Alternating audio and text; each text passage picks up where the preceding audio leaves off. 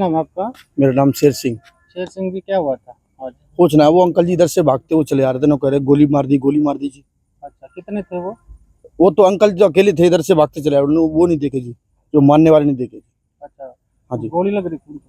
हाँ जी। तो अकेले? मैं वहाँ पे भी देख के, उनके घर पे भी देख के आया था जी। अच्छा, क्या कह रहे थे? गोली लगी थी उनके पीठ कहाँ पे लगी है? पीठ पे, कंधे के यहाँ। क्या गोली लग रही थी? ये। एक गोली? हाँ जी।